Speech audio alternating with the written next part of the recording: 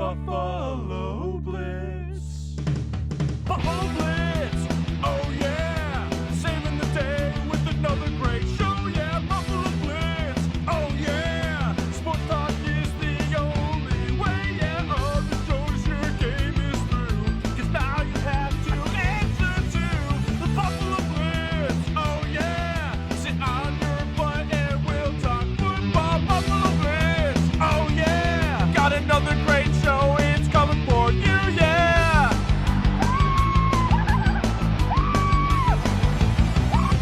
Football, oh yeah, hockey, oh yeah, basketball, oh yeah, baseball, oh yeah, 91.3 FM.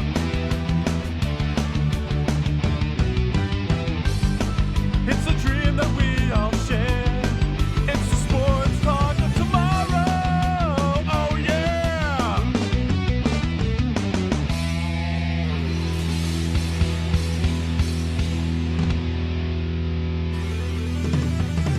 Derek Kramer, oh yeah. Frank Arcury, oh yeah. DiBiase, oh yeah. Jordan Hansgen, oh yeah. 91.3 FM, oh yeah.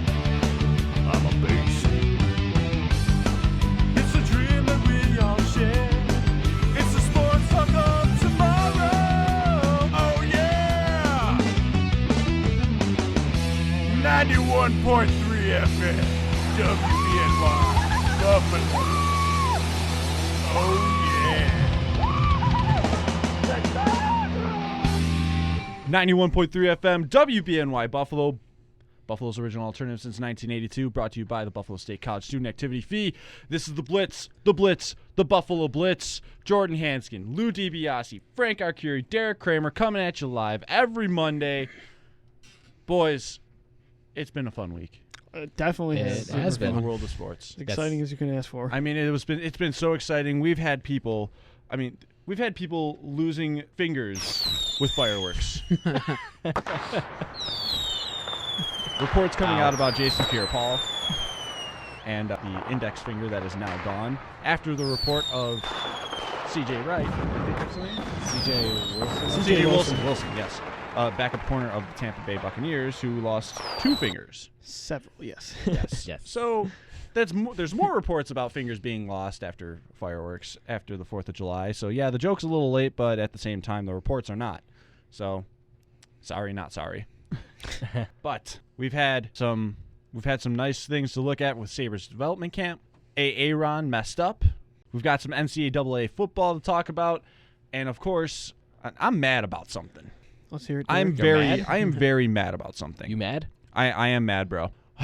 And you know what? Usually I'm laughing, I'm lighthearted about a lot of things, but this is the first time you guys are going to see me get serious about something here. And it's about this. The NFL messed up here. The NFL messed up with the Greg Hardy suspension reduction. The justice system messed up in the fact that that Greg Hardy is able to threaten with court dates about a suspension reduction for domestic violence, something that he was charged for.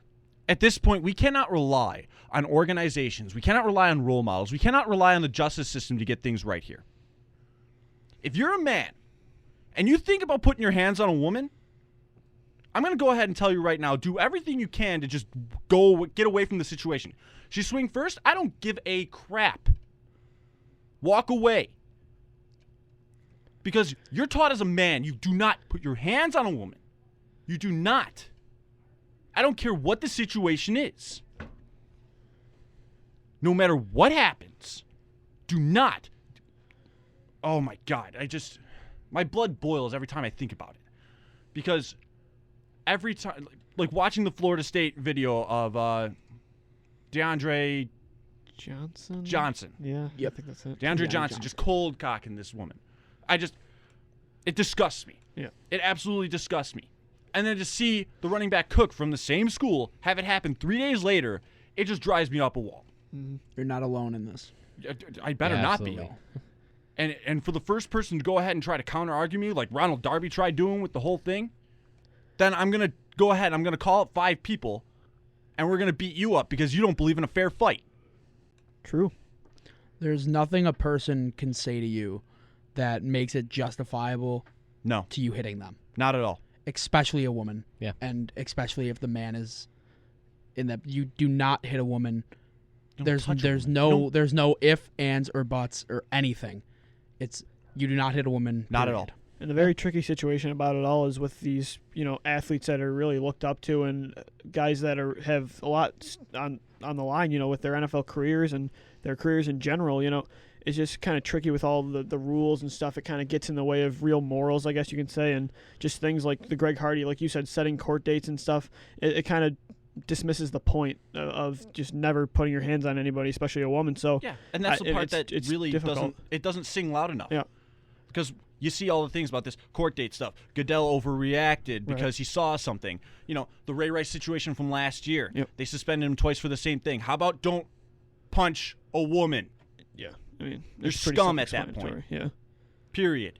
You're scum.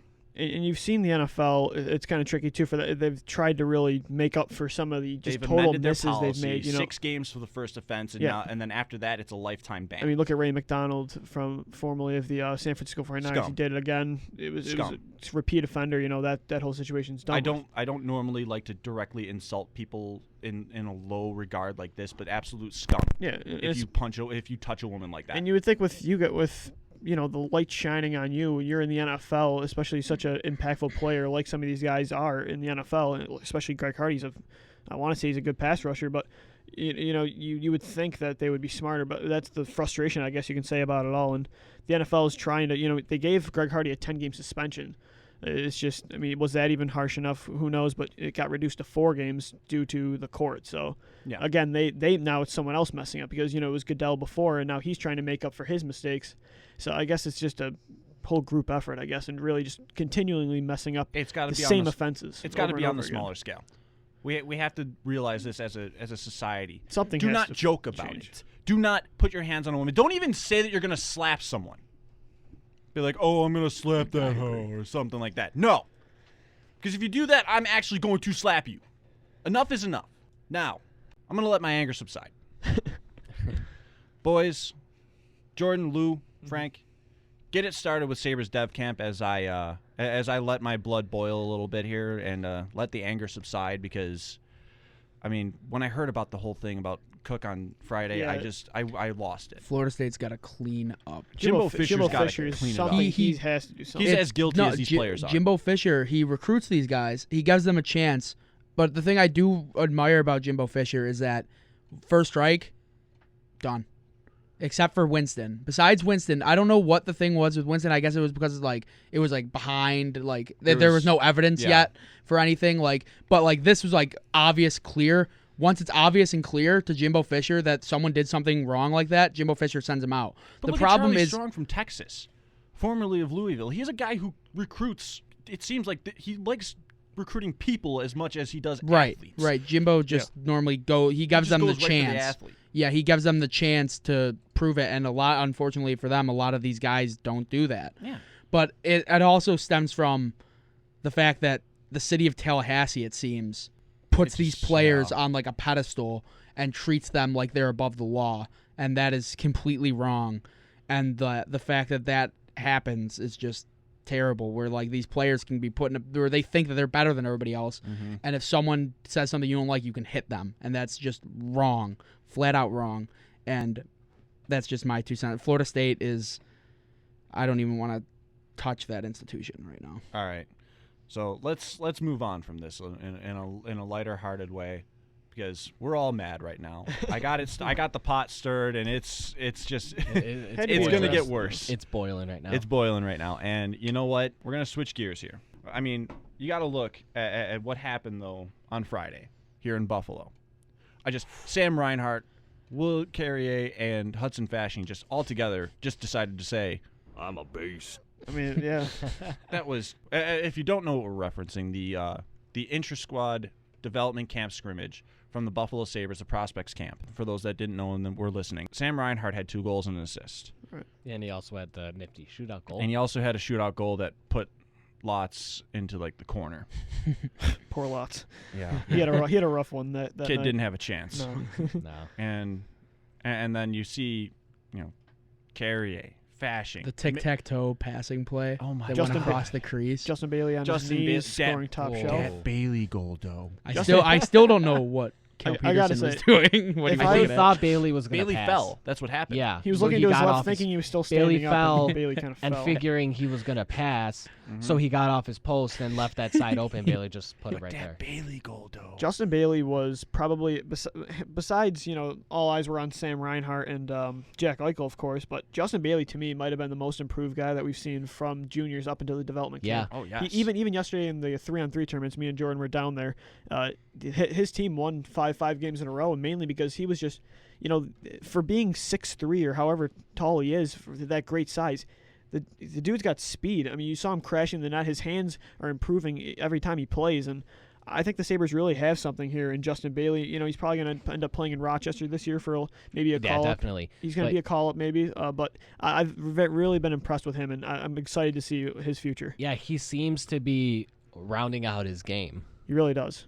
Yeah, he had a slow start earlier in the week last Monday, but Yeah. the way it's been looking like he has definitely improved, along with Nick Baptiste. And his aggressive side, too. A lot of people were saying they wanted Justin Bailey to get stronger and more aggressive in his play. And He definitely the minute has. that scrimmage started, Justin Bailey laid into a defenseman. yeah. Totally took him out. Carrier He set the put up the Justin first, Bailey set the tone. Yeah, Carrier put the first hit on the scrimmage like it was, 5 seconds into it? Yeah, like right away. That was a 5 very seconds into aggressive. it, pretty much Carrier it set the blasted tone someone. for it set the tone for what the scrimmage was going to be. A lot of people were thinking, okay, what are we What gonna kind of see? scrimmage are we going to Are get? we just going to see the Right. players? One of my friends showing their asked me offense? when I showed, like when we showed up. One of my friends asked me before, just before it got started, is this going to be like the Edmonton scrimmage where there's no contact, no real defensive showing? Yeah, that was not Or the case. or are we going to get some hitting? And Right Carrier away. answered the bell 5 seconds in. And yeah. the next thing you know, like- it turns into just this physical hit fest. It was awesome. It was real hockey. And then the gloves dropped. And then the gloves Justin dropped. Kia and Josh Chapman. Max Chapman. Willman got blasted by Chapman. Yeah, And then Kia came to his aid. decided to second be fight like, in look, 2 I'm going to be years the for best Justin teammate Kia. of Dev Camp. And Yeah, they're between I'm going to those race two. in. And they traded bombs. Yeah, They did. traded bombs. Yeah, Chapman was the fan favorite of the night. I think you could tell. Besides Yeah. Eichel, in the shootout, they were actually chanting, "We want Chapman." So that might go down as the strangest chant in Sabres history. Also, another thing about that scrimmage was that there were 17,000 people there.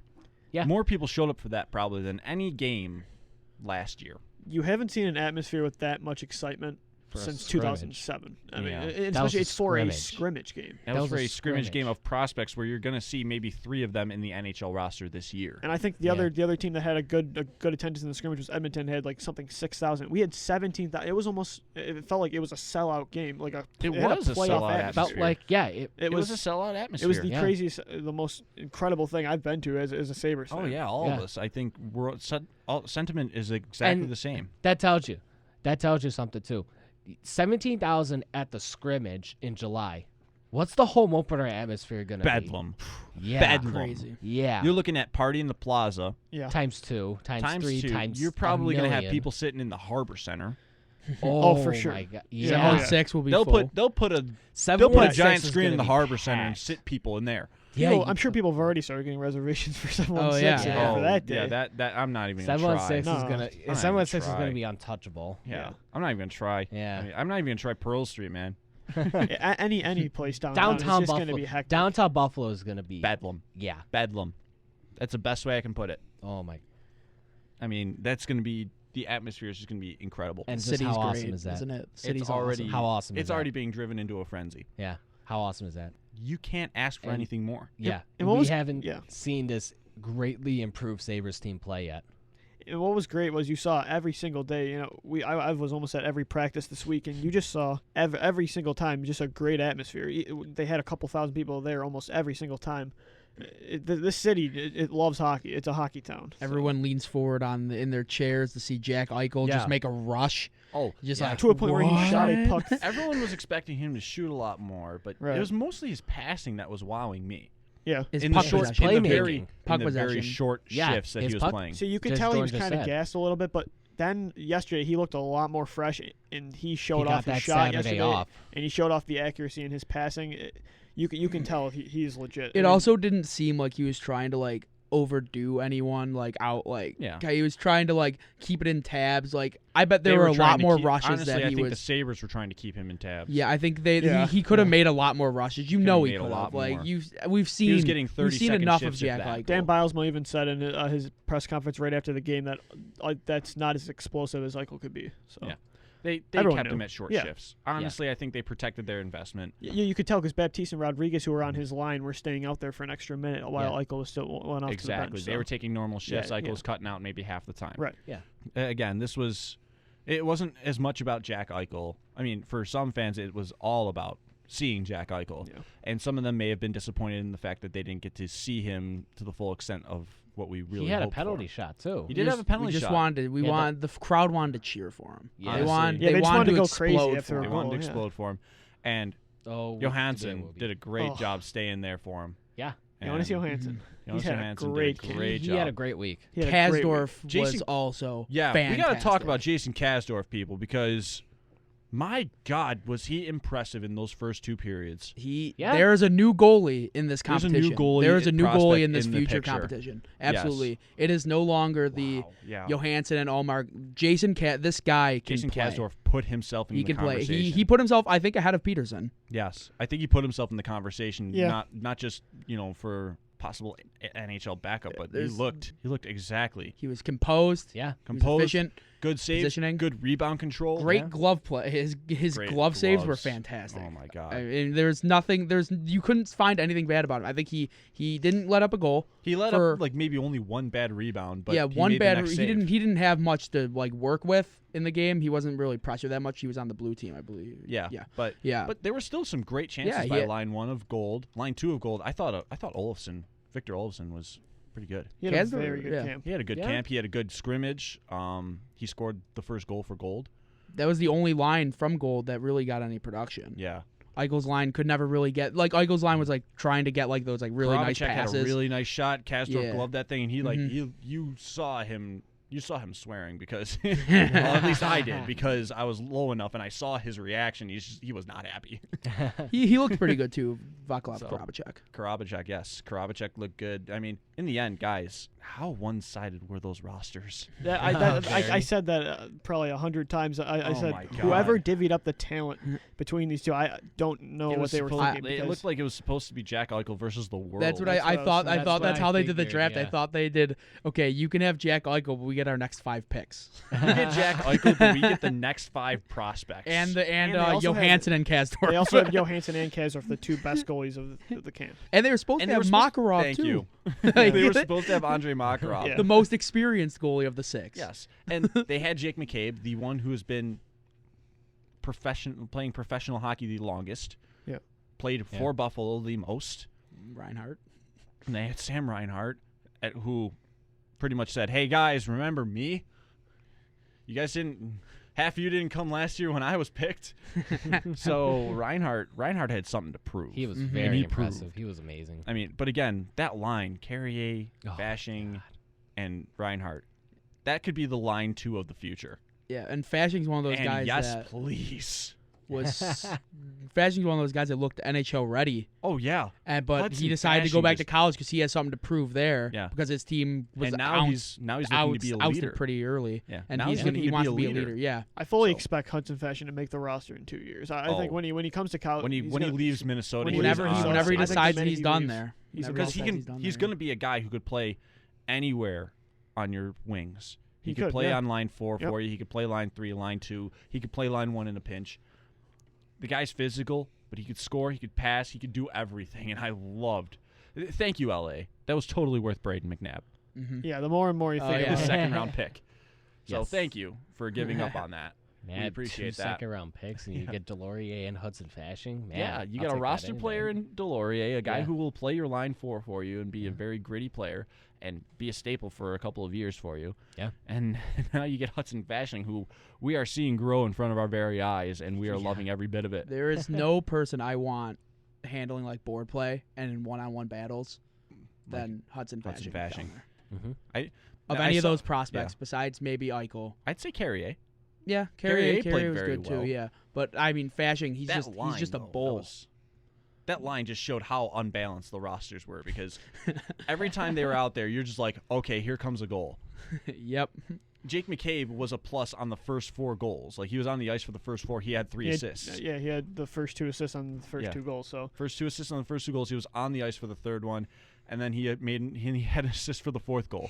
So that was not fair. you could just tell who's played in the pros and who hasn't, and just seeing who's really come along more. I felt bad for Evan Rodriguez up until the shootout because he was having a rough day. You could see the goal team where most of the young guys actually were. They just did not have the experience to play against. I mean, everybody on the other team. I will say though, the 3-on-3 tournament, Evan Rodriguez was sensational. Yeah, without Eichel, he it was like his first really taste of anything without Eichel the entire week, and good, and he was fantastic. His team won. That's good. He led his team to win. Yeah, it was great. I don't know. Chapman scored the game winner. Give him some credit.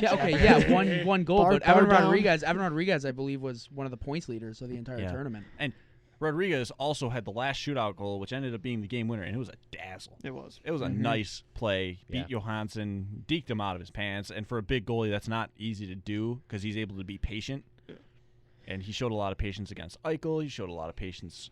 I mean, Olofsson's played with him in Sweden, so he knows the book on him. So Olofsson was able to beat him. Right. But Johansson was stonewalling a lot of players, and Rodriguez just put him out. There's not a lot of holes in a 6'4" goaltender. Exactly. With the wingspan that he if does. he knows how to play the angles, which in that scrimmage he looked like he was doing. Which Kasparov was also able to do too. Yes. This is two strong. Kasparov also being 6'4". Yeah. This is 2 strong camps in a row for Johansson too. Yeah. And you can just tell. I mean, I'm very confident that at least one of these guys. The great thing is that we have depth in the goaltending prospect pool. One of these guys is going to end up panning out. And for Kasparov, who was the other guy in the Kane trade, to start making a name for himself, it's great. Gravy. Yeah. The more the merrier at this point. Yes.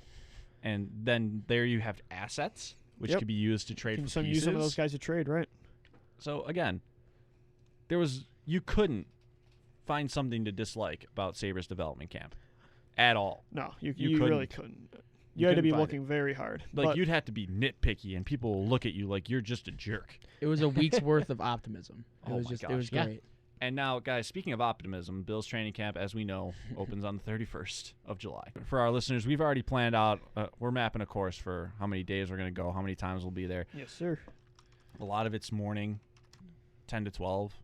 Yeah. So very easily attainable for us.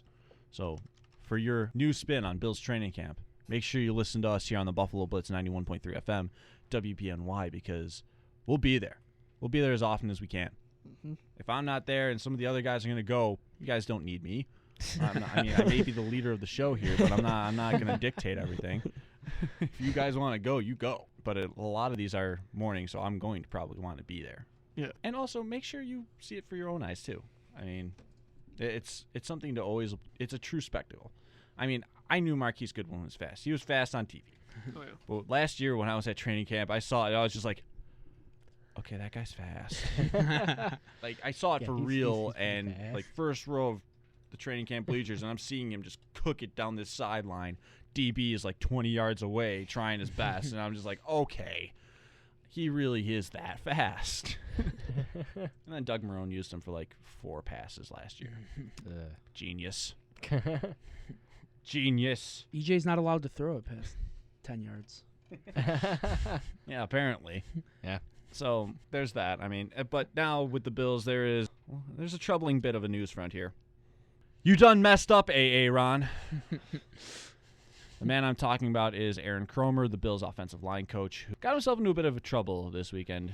Jordan, if you'd like to carry on as to why. Battery of a teenager. Based on our prior points of it's not okay to hit people, I would have to say that I just really don't want to go any further. He got rightfully relieved of his duties, and he will rightfully face.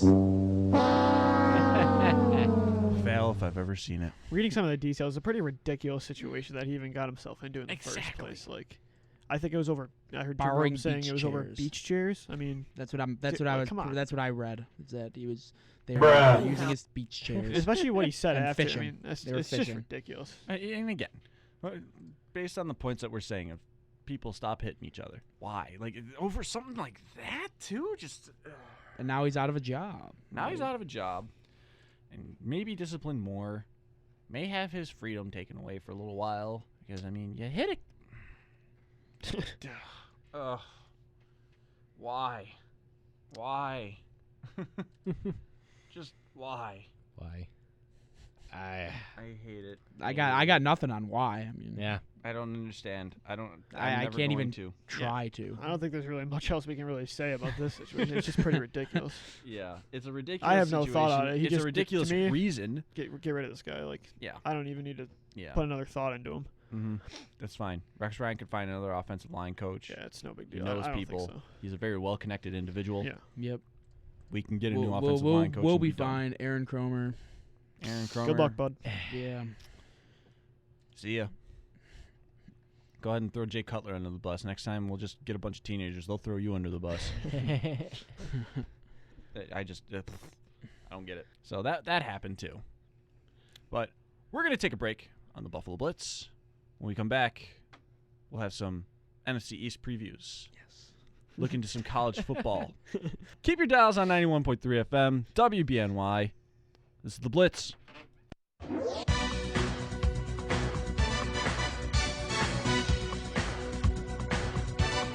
91.3 FM, WBNY, Buffalo's original alternative since 1982. This is the Blitz. Derek Kramer, Frank Arcury, Jordan Hansgen, Lou DiBiase. And as we were just mentioning about Ohio State quarterbacks, We hinted at it. we hinted at it just a little bit. So, guys, the situation with Ohio State is A good one for them. a very good one. If you could trade one the college Bills don't quarterbacks, have. this would be the team to try to do it. But again, this is a team that you have a bevy of options, and we'll see who wins it. But Lou, this was your idea when we were trying to prep for the show. I'll let you take this. This is an incredible situation to be in. If you're a college, if you're just a team in general, if you look at the pros, like I just said, I feel like the Bills would love to have three quarterbacks that they just all want to play. Not only considering that you are the defending national champions. Oh, yeah, there's that minor detail. So you have it's kind of an interesting situation because you got Braxton Miller who decided to questionably come back. Well, it's not really a question. I mean, of course he loves the school, but if I were him for his best bet, if he wants to play quarterback, he should have ended up probably transferring somewhere else. You know, a bunch of teams. I know Alabama was making a run for him there, but the situation here looks like to me is, you know, you have Cardale Jones, The national championship quarterback. the guy who beat, you know, three powerhouses. Mhm. To go on to win it. You know, he's a junior. He decided to not go into the NFL draft when he might have been a top pick. You know, we don't know where that would have. He that did not situation would have ended much up. of a sample size, but I could see him going in. I could have seen him going in the top 3 rounds. He's got the prototype size. Right. So I mean, JT Barrett's going to be only a sophomore. So the situation with him, I mean, he was almost a Heisman winner before he went down. before he got hurt. The situation to me, if I'm Urban Meyer, I'm looking at it like this. To me, I don't think Braxton Miller ends up fitting in the plans at quarterback. I think it would be very enticing. You know, you lost Evan Smith last year. You know, he went to the New York Jets in the NFL draft at receiver. Yeah, I think it would be a very smart move to end up moving Braxton Miller at wide receiver. I even read an article today that they should consider moving both Braxton Miller and JT Barrett to skill positions, maybe having, you know, Barrett play running back.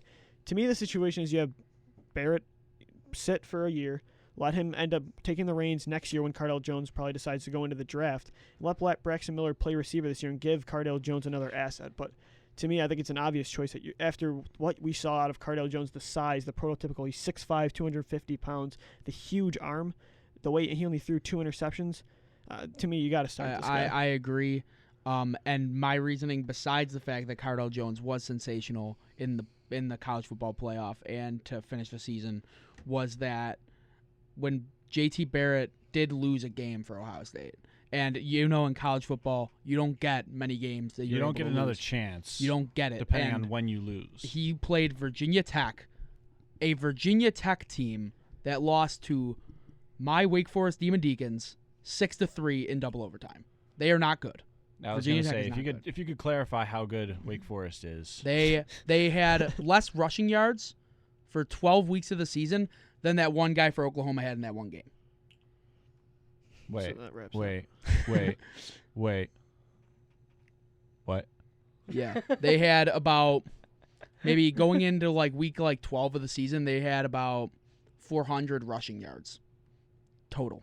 Try to find a soundbite for that. That tidbit of information. Looks like he found one. It was tragic. And that Virginia Tech team lost to us. But they beat the JT Barrett Ohio State team, and JT Barrett threw 3 interceptions in that game. Well, that was also when Barrett was just getting started. Right. But And it's that also still comes it's still to a the cause adage for of concern. If you lose, you better lose early. And Barrett was just getting his grip on the starting job. He was, he had a rough first game when he won, and then they lost that game against Virginia Tech. Right. So it wasn't necessarily the kid wasn't ready yet. No, he wasn't. Yeah. He was thrown into the fire. It took a couple games for him to get ready and get up to speed. But when he was up to speed, You really saw him come into his own. He did play well. His numbers are great at the end of the season, but I will say that Cardell Jones just looked comfortable and composed in the biggest of stages. And I think that he should be the one that you roll with. And it's nothing against JT Barrett. JT Barrett is a tremendous athlete. He's a tremendous player. I think that Cardell Jones is just the better option for Ohio State. He's done it. Barrett unfortunately got hurt and didn't get a chance to do it.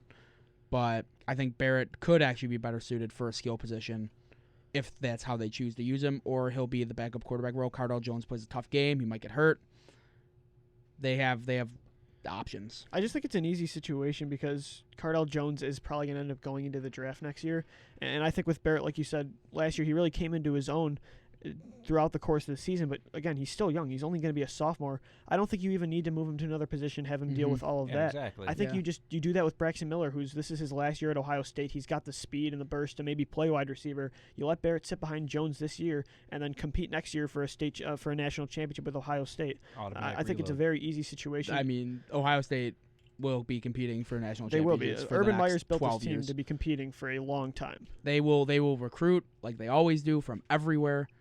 He was able to use that probationary period to really did. stock up. Yep, and He said, they will continue "Look, to be stocked up. When for you the come rest with me of and you're a his junior, tenure. we're good to go. We're in the clear and we're gonna be competing." Mm-hmm. So he did a great job, as he always does. I mean, he did a great job recruiting to Utah. That's not an easy sell. No, it's not. Alex Smith. Yeah, and he made that team a noteworthy team in the Mountain West, and then that got him his gig at Florida. And we know how And that went. how he recruited there And he- was he- terrific. Yeah. Cut. Hey, for Half- college, we're half- talking college now. Half Tim volley. Tebow is arguably the best college quarterback. But he in threw it history in there of the knowing game. he did that was a troll game throw there. I cut Yeah. his volume to half. He was trying to move it on to NFC East talk. He knew exactly what he was doing there. That's why he's at half volume. I knew exactly what you were doing there because trust me, I'm a troll when I play in hockey games. I knew what you were doing there. You're back though. Trolls think alike. It's true. So, but that aside, yes, I mean Urban Meyer has a great problem to have as a college coach. You just put the best man in. Whoever wins, Let them whoever fight looks it the out, be- actually, yeah. Whoever looks the best in camp, just give it to whoever. I mean, goes. if Braxton Miller looks better than both of the guys, I guess you got to You play. got to give gotta it to play him, but I highly doubt that will happen. See, you kind of got to hope that the talent comes. It kind of the works out where competition will bring the best competition- out of yes, someone, and the Yeah. situation be it is Barrett, right. Jones, Yeah. or Miller. Yeah. And again, for Ohio State, that's a great problem to have. Yeah, it is. So, I mean, I honestly, no matter what, I don't think you're going to be making a wrong decision. You might be keeping someone on the bench that could, potentially be the right guy. But no matter what, this Ohio State team, I don't to think me, there's is a going wrong to make answer the here, playoff. though. There isn't. I don't think there is either. I mean, Especially with- stunting the development of Jones and Barrett would mean Yeah. if Miller wins. Right. But that's the only possible side effect. Winning justifies everything, though. So if Braxton Miller ends up coming in and winning you a national championship, you can't say anything about Yeah, it. he's not going to hold any reservations. He's not going to say sorry to No. anyone. I mean, Braxton Miller and Ezekiel Elliott in that backfield, that's scary. But again, anybody with Ezekiel in that backfield is going to be That's scary also because, like you just said, there is no wrong answer in this situation. So Seems it's great for the Buckeyes to have this problem. They haven't had this problem in quite some time. Yeah, you're absolutely right. And I just, as a guy who normally doesn't like Ohio State, even I have to respect the problem that they have, that they pose to the rest of college football as a potential national champion repeat. So it's very real, it's and it's very going real. to be very real for the next 10 years. especially They since are there's loaded. especially since there's 4 teams that will get into the playoff every year instead of a quality team being cut off And the Like- Big Ten is still meh. Until wouldn't Jim say Harbaugh, that. I until would not Michigan say State. that. Michigan State is a real threat. Michigan State's still always a threat. Ohio State is always a good team. Honestly, I think Michigan bounces back. Not right away because, I No. mean, these aren't Harbaugh's recruiting classes. He'll steal a No, few yeah. games because it is Jim Harbaugh, and he is a great coach. But a team like Northwestern's always seemingly doing well. They always seem to get 9 to 10 wins. But like compared to like you look at like the sixth best team in the Pac-12 and the Yes. sixth best team in the SEC, they can't even. They can't Yeah, even the depth compete. isn't there, but it's not necessarily a patty cake conference either. No, it's not. It is one of the lower of the power conferences though. It's a little bit higher than ACC. I think Penn State with James Franklin as the coach, and Hackenberg moving moving on on, to another he's still year. Yeah, we'll see how good he does.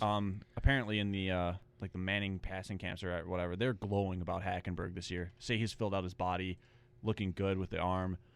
I'm interested to see what Penn State does this year. Yeah, Yeah, he was that'll be raved about as a freshman too. Yeah. He was, So this is, and as a Bills fan that may be needing to look into the next year, That's I've the always problem, though. Are started you going to scoping be these guys out. Is Yeah, I'm your still draft scoping position these going to be guys high out. enough to get someone like Hackenberg, though? yeah, that's I mean, also true. That's a This- tricky situation. You want what the Bills want ideally is they want depth They want in the class. Well, they also want Manuel to just or just manual. or would be great. someone just step works up. out Like- right now. But like, if for the future, if they're looking at quarterbacks in the future, they just want depth in the class. They Yes. just want a class where you can get a guy that's good late in the first round, Kind of like the Dolphins did with Tannehill, you know. The or Vikings at, did yeah, with- or the at least Vikings did mid with round Teddy where it Bridgewater. becomes capable Yes. of trading to that spot. yes. And again, I'm not going to go ahead and argue anything about it. This crop of quarterbacks looks good, and a lot of it surprisingly is coming from the Big Ten. Yep, looks a lot deeper than last year's draft class. It really only had Marcus Mariota and Jameis Winston. The next guy picked was Garrett Grayson in the third round to the Saints. So it's a lot deeper this year. Yeah, but I like a lot of the Big Ten quarterbacks here this year. Anyone from Ohio State, you've got Connor Cook, you've got Hackenberg. That's a pretty good big three to try to carry your conference and try to raise the prestige of it again. They need to start winning more bowl games. They do need to start winning more bowl games. Ohio State beating Oregon in the national championship, that was a big first step. Yeah, because like you make fun of bowl games all you want with all their hilarious sponsorships. But they're Like, still good games. They're Michigan good State- games and they are critical to your Michigan conference's State prestige. Baylor last year, that was one of the best games I saw. Absolutely. Like, it was dramatic. Baylor came out and got a huge lead. Michigan State comes back and wins this thing. Yeah, each game might not be important to like you as a fan individually, but to each one of every game matters to every institution. in Also, the if country. as a senior of a college football team, you want to go out on top. Yep. If you've got a bowl game, you're going all out, and you're getting mad if someone's not. And also, So- when you're recruiting, you invite your recruits to these games. You invite Yes. them to watch your team play. And if you lose, it does not impress the recruit at all. Not only that, but like these recruits, they see the spotlight and they go, okay, this, even if it's not the national championship, this is a big game to be in. Yeah. I'll be on ESPN. I'll be on ABC, and the NFL will start to see me, and they'll like me. And then Yeah. it's interesting. Every little thing in college recruiting and in college games, they all are looked at by the NFL. Like you may not think it, but they are, and everyone's always considering something. And that's why I love college football so much. I think it's great. That's my 2 cents on that. Yeah. Yeah, hey, I'm much more happy with this new college football landscape. It's fun. It's more fun. It allows for a quality team to not be Left banished out. to the other bowls, quote unquote. There's 4 teams that still get in. Again, like you said, Jordan, if the Big Ten wants to remain a noted power, they need to keep winning these bowl games. Ohio State and Michigan State did their part last year. They did. We're going to move on from college football, move on to the pro football landscape here. We previewed the AFC East last time, and we all begrudgingly picked a team that wasn't the Bills to win the division. Yeah, Miami. And Lou, I was the lone wolf on that Stop. one. that's the best part about having control of the board. I'm sticking by my pick. I mean, you can also just turn them off. You can also just turn them off too.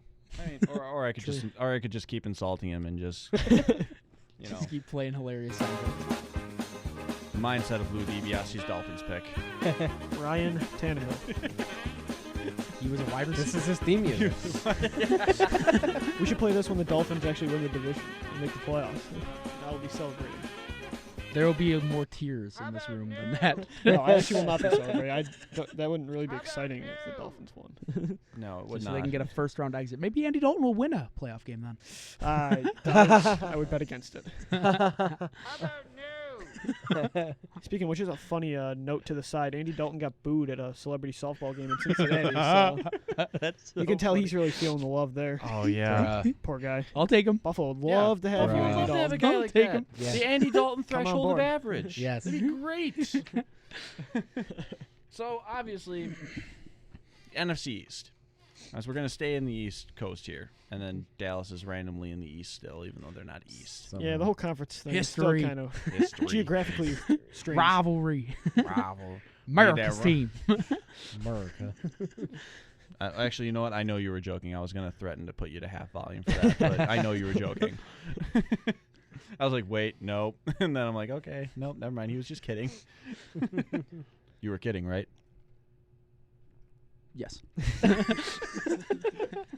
Sure. Yes, I was kidding.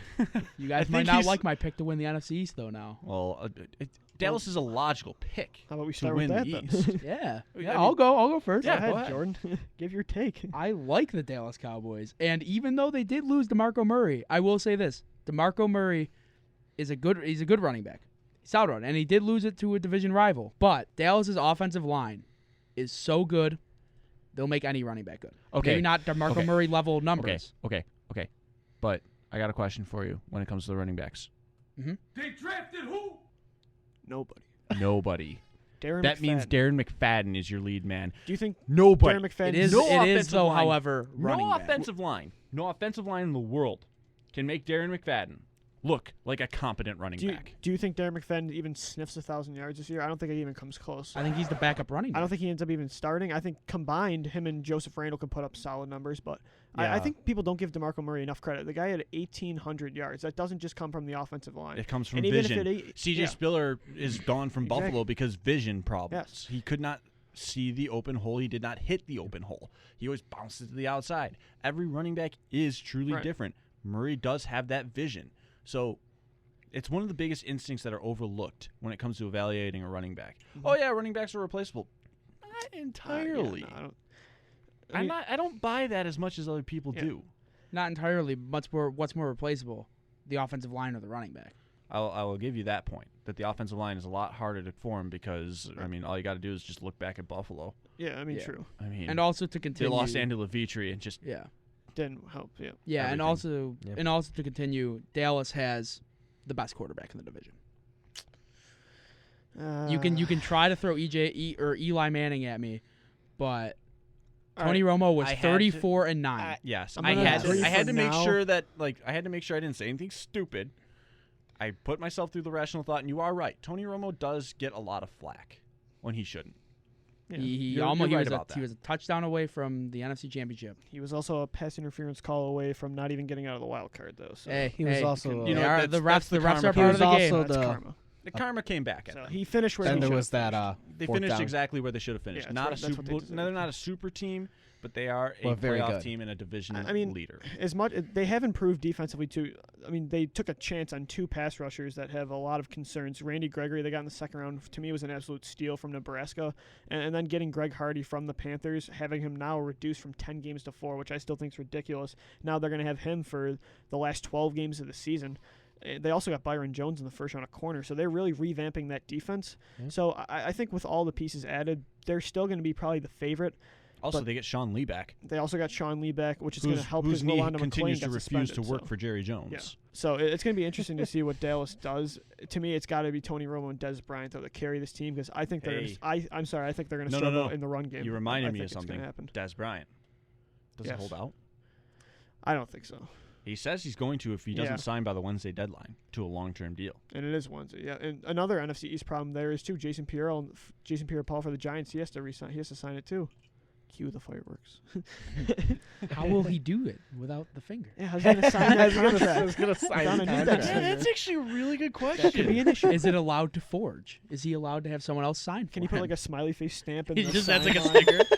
so he can't? Can you type it out? He has like a gold star. Can you? It's a stamp now. He just has to stamp his It's just a signature. smiley face with a gold star. But other predictions. Who wants to go next? Someone else can go Guys. first before I go on my Eagles rant. Over under on the Washington Redskins winning 4 games this year. Under. Ooh. Flat. And it's I'm not I'll- even hesitating. I'm gonna Even? stay. I'm gonna stay put. You even? Yeah. So we got 2 evens. We got an under. We're gonna have 2 unders. Yeah. I don't like Washington's roster. RG3 to me looks shot. If they had to pick a coach that was going to hurt RG3's development even more, it was Jay Gruden. I think that was probably the worst coaching hire they could have made, especially for Griffin's talent. System fit. That's what it is. Mhm. It's I mean- simple as that. And the thing is, you don't even see. I think the injuries really played a big role. Colt McCoy was the best quarterback on that team last year. Right. I love me some Colt, but he's not. Prototype football name. RG3 Colt just doesn't McCoy. seem to have the confidence he used to. He doesn't stepping have the up in confidence. pocket. He He- doesn't even want to. doesn't the wanna run mobility anymore. now. You just don't see it from Yeah. him, even though he has world class speed. I don't think it's gonna. I don't think this year is gonna make a difference. I don't understand why The getting rest of the benched 2 years in a roster row is is gonna help. also awful. Right. You have Deshaun Jackson, who averages probably 4 catches a game for Awful. one big one, and then his numbers look good. Pierre Garçon had a Garçon, very bad year last year. and his play has been Mhm. affected by those quarterbacks. So, and I mean, really, you have Alfred Morris, and they're trying to get tougher on the offensive line. You know, they spent a top 5 pick on Brandon Scherf, that's tackle also /guard from Iowa. So that's I guess also a they're trying to legitimate get tougher problem there. there. That was kind of a stretch. I feel like that you could have was. got him, or a guy kind of around his talent a lot later. yeah. So you could have traded down at least to the top 10. it just doesn't. When you're looking about the teams that probably are going to end up finishing in the bottom, Washington's going to be one of them. And to me, if Also- if it doesn't work with RG this year, it's time. To me, it's time to move on. You don't have time to keep this going with the same guy. I'm trying to look something up here real quick as I try to make this this final point. And I just don't think that Washington necessarily has what I'd call the best group of coaches either. I mean, They don't. They're just Gruden's a bad system fit for what Just a was on bad the hiring. roster. Yeah. And that defense also has holes. Hit a lot of holes. Who plays corner on this team other than Breland? D'Angelo Hall is not the same player he used to be. I'm trying to even name a guy, and I'm drawing a blank. on Rashad Washington. Breeland, It's so bad. his name came up to me because he played so well against Des Bryant in that one Monday night game where we ended up getting Colt McCoy versus Brandon Whedon, which was yes. So much yes.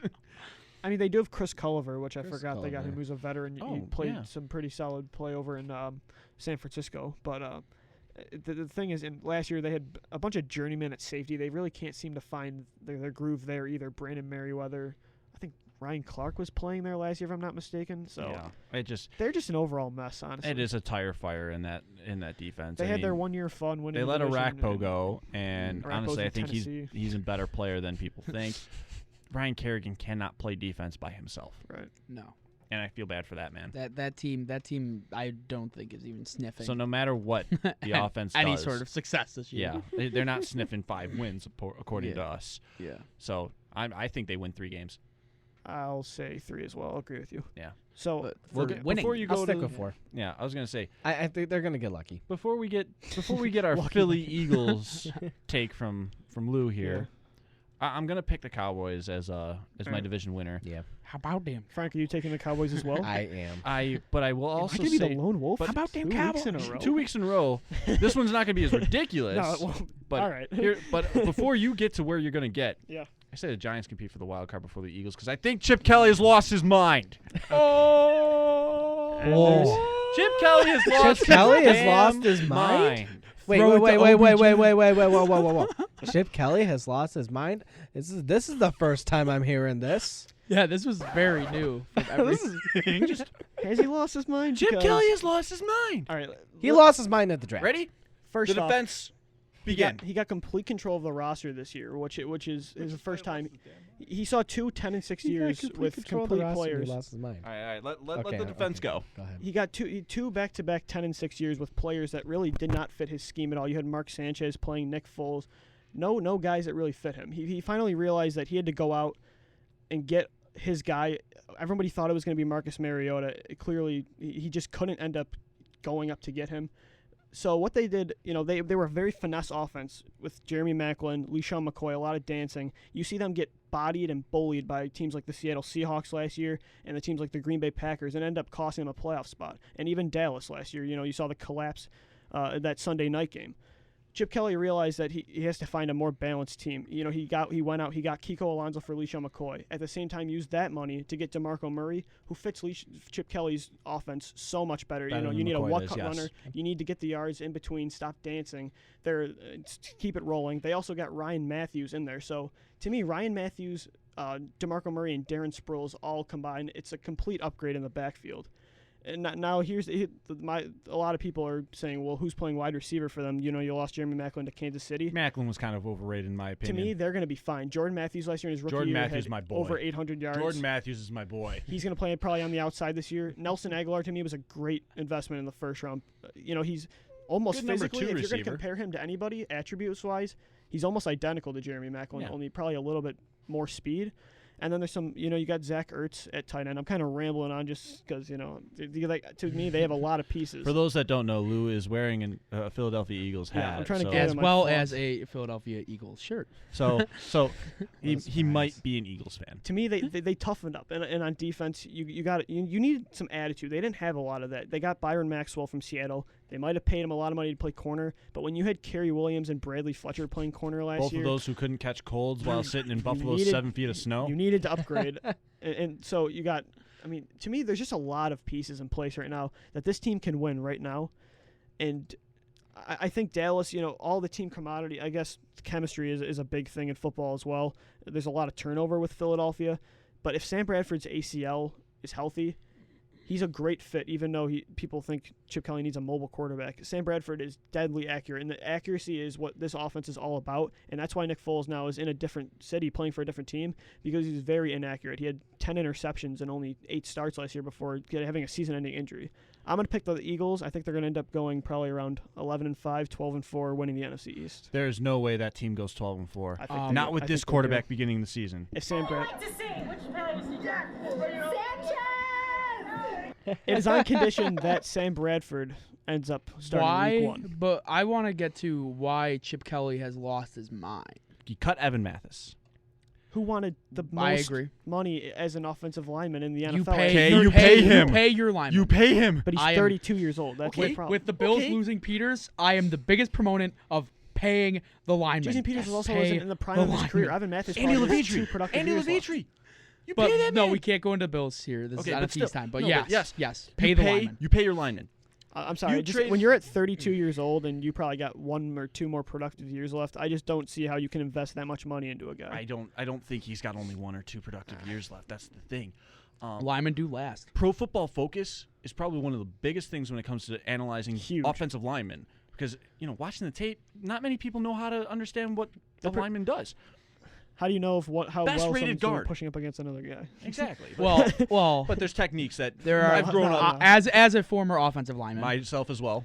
We know the you techniques. can I was a you wide can you receiver, so I can would study You offensive can linemen. evaluate that. Yes, it's very. Jordan and I, we know what's Yes. up. It's mostly offensive linemen are those guys that That gets you for life. don't know their name unless they're bad, Oh, yeah. right? But Evan Mathis, #1 rated guard in Pro Football Focus for the last 2 years. He's not nowhere near done here. No, Like they had the #1 rated guard and in my opinion, a Hall of Fame tackle. But Yes. see, Philadelphia Eagles had both of that, and they gave up one of them. I am concerned with that. they also have one of the most promising right tackles in the NFL with Lane That's Johnson. good. so- I am. That is a good thing. And we I saw think a lot they are of- very but good with linemen. We've seen this now but- firsthand with Buffalo that sometimes if you lose a very high caliber guard, That's correct. if you don't find your replacement, what's a quicker way to the quarterback, the tackle or the guard? Of course, a guard. But one of the things, too, is we saw what the Eagles could do last year in the middle of the season when Evan Mathis went down week 1. He ended up missing 6 weeks of the season. The Eagles were still one of the top rushing teams in the NFL. You can give credit to LeSean McCoy there, but I guess then you're pretty much counting your argument about the Cowboys. It was all the offensive line for them. No, offensive line is critical. I Yeah. think that's The why Eagles the last Eagles year- are a good team. I And think I have an that's one of the main interesting reasons why the Eagles are a good team. stat while Evan Mathis was gone, the Eagles averaged 3 yards per rush before contact, which was first in the NFL. I think they're going to be fine. Andrew Gardner's a very good offensive guard. He's athletic, and that's what this whole offense is about. And Jason Kelsey, by the way, is probably, to me, the most underrated center in the Oh, yeah. NFL. I like Jason Kelsey. You see him running up But- 20 yards up the field. And Now, especially here's another one.